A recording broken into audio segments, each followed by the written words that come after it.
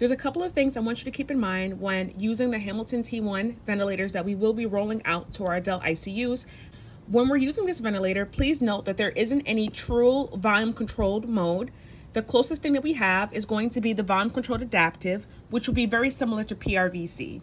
So for our adult patients, we're going to select spontaneous CMV plus, confirm, and then note here you are able to set a tidal volume, a rate, your I-time, PEEP, flow trigger, oxygen, as well as a P limit.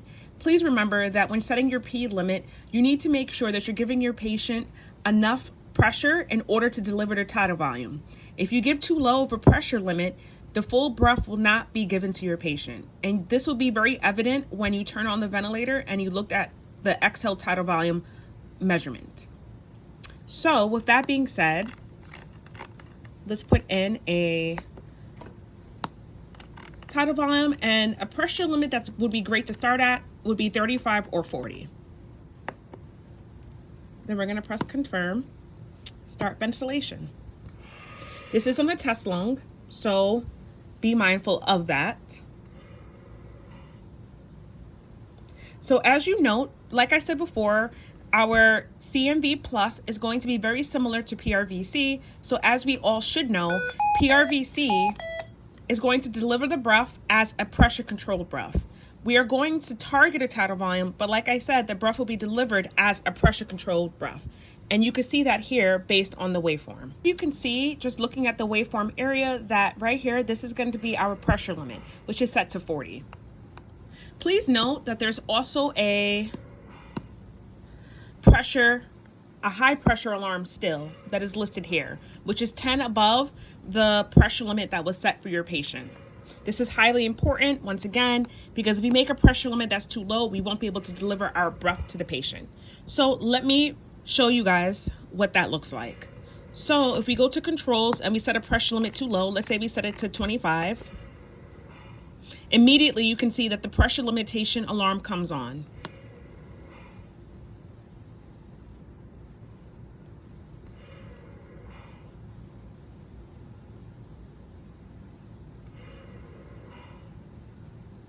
To make it a little bit more obvious as to what is happening, I'm going to make my pressure limit 20. Once again, if you look at the waveforms here, we're able to see the red line is going to be our high peak pressure alarm. The blue is going to be our pressure limit alarm. The yellow up here is letting us know that we're hitting the pressure limit. And if we look here, our exhale tidal volume is only 240 and we were targeting 400. This is a big discrepancy. This is almost about a 50% difference, which we don't want to happen. So if you see this happening with your patients, I would advise you to make sure that, one, you have a targeted tidal volume that's appropriate for your patient.